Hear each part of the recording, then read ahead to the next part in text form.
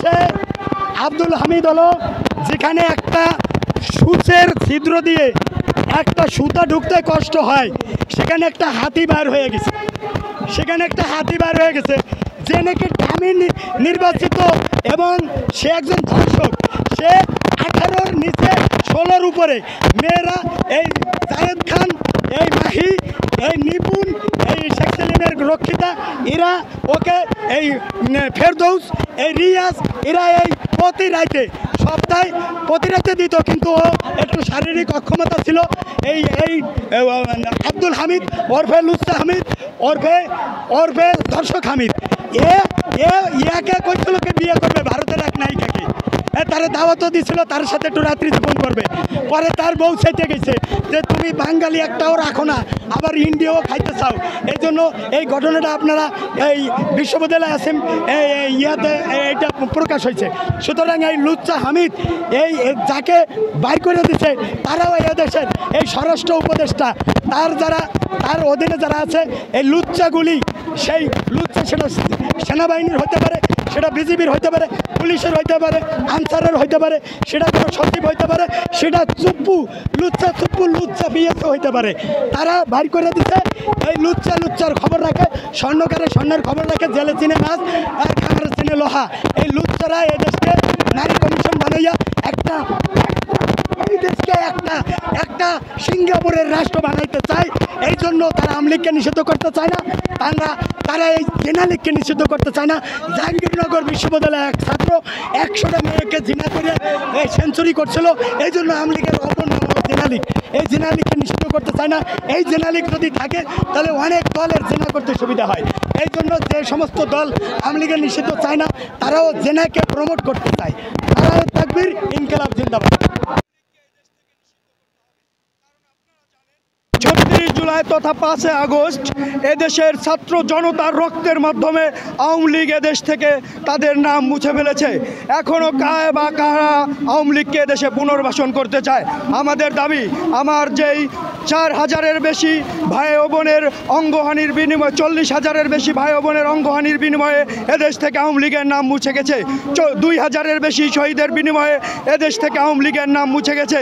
আমাদের কাছে লজ্জার বিষয় যে সকল উপদেষ্টারা আমাদের রক্তের উপরে এদেশে আমরা তাদেরকে সরকারে বসিয়েছি, সে সকল উপদেষ্টারা এখনও এই আওয়ামী লীগকে নিষিদ্ধ না করে আমাদেরকে এখনও আওয়ামী লীগকে নিষিদ্ধের জন্য রাজপথে নামতে হয়। এটা আমাদের জন্য অত্যন্ত লজ্জার বিষয় এবং দুঃখের বিষয়।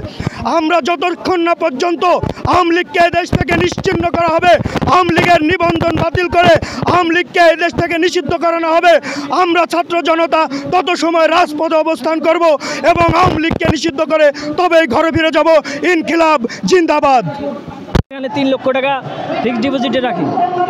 2019 সালের ডিসেম্বর মাসে এখানে আমি কর্ণগুলি, মিরপুর 11, ঢাকা, এই জসিম গ্রুপে আমি 3 লক্ষ টাকা ফিক্সড ডিপোজিট রাখার কিছুদিন পরে করোনা আসে।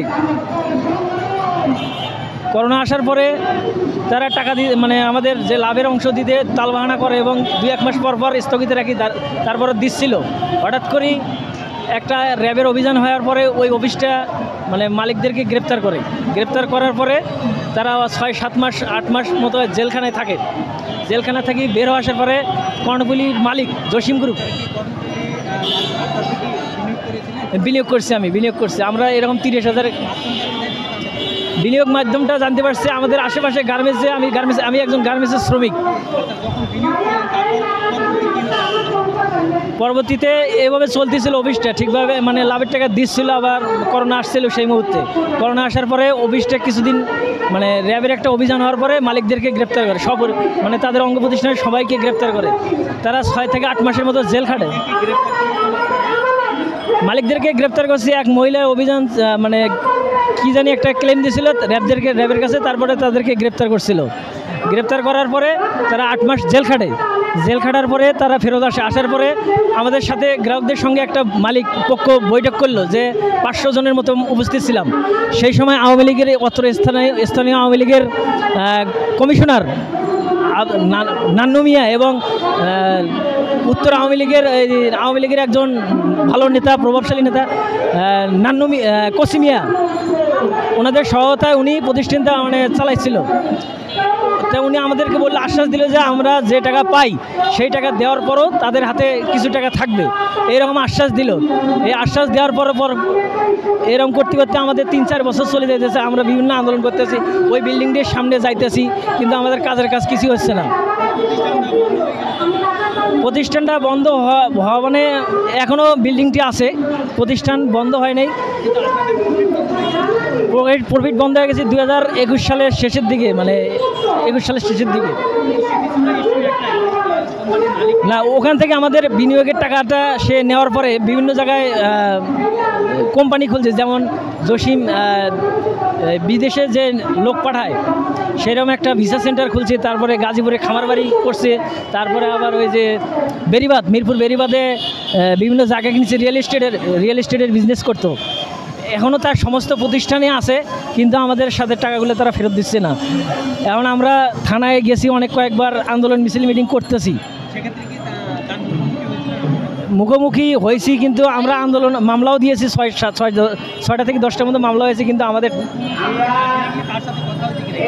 না, তার ওই যে একবার আশ্বাস দিয়েছে, তারপর থেকে আর তাদের সাথে কোনো মানে আমার মুখোমুখি হয়নি, তাদের আর খোঁজ পাওয়া যাচ্ছে না। পরবর্তীতে এখনও বিল্ডিংটি সে বেচার জন্য অনেক তালবাহানা শুরু করছি। বিল্ডিংটির দাম প্রায় 5-6 কোটি টাকা হবে।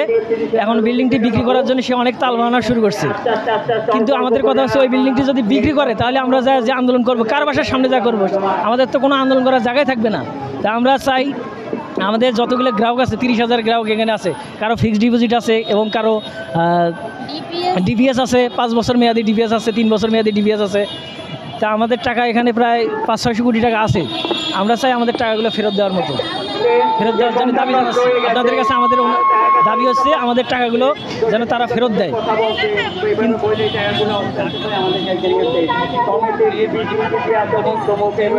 চেয়ারম্যান উনি কর্ণধার, তার পরিচয় হয়েছে, তিনি হচ্ছেন নাম মোহাম্মদ জসিমউদ্দিন, মিরপুর 11, পল্লবী থানা, ঢাকা। ঠিক আছে, উনি আগে আওয়ামী লীগের দলের সাথেই ছিল। সেটা তারা হচ্ছে মিরপুরের 11 যে কমিশনার আছেন মোহাম্মদ আব্দুল নান্নু মিয়া কমিশনার, এবং কোসিমিয়া, আপনি আওয়ামী লীগের একজন ভালো নেতা ঢাকা উত্তরের, তাদের ছত্রছায়ায় প্রতিষ্ঠানটি চালিয়ে আসছিল। কিন্তু এখন যেহেতু আমাদের প্রশাসন পরিবর্তন হয়েছে, সরকারও পরিবর্তন হয়েছে, অথচ আমাদের কেউ নেতৃবৃন্দ আন্দোলন করতে গেলে পারে তাদেরকে আরও ওই আওয়ামী লীগের সাথে জড়িয়ে ছবি এবং ভিডিও এডিটিং করে তাদের নামে মিথ্যা মামলা দিচ্ছে। এবং আমাদের এই মাসে, চলতি মাসের 25 তারিখের রাত্রে, অর্থাৎ এটা হচ্ছে গত মাসের এপ্রিল মাসের 25 তারিখের রাত্রে 3টার দিকে সাদা পুলিশের ধারে যায় বাসায় গিয়ে তারা আলামিন নামের একজন নেতা, আমাদের সমন্বয়ক ছিল, আন্দোলন নেতৃত্ব দিয়েছিল, তাকে মিথ্যা মামলা দিয়েছে। সকালবেলা আমরা থানায় গিয়েছি যে তাকে কেন গ্রেপ্তার করা হলো। তারা বললো যে হ্যাঁ, জসিমউদ্দিন, আমাদের ধারণা তারা জসিমউদ্দিন মামলা দিয়েছে, ছাত্র জনতার মামলা দিয়েছে। আমরা প্রত্যাশা করি এই জসিম সাহেবকে গ্রেপ্তারের প্রত্যাশা দাবি জানাচ্ছি, এবং আমাদের টাকা যেভাবে আদায় করা দরকার তারা যেন আমাদের সুদৃষ্টি নজরে দেখে। আমার নাম মোহাম্মদ জাকির হোসেন।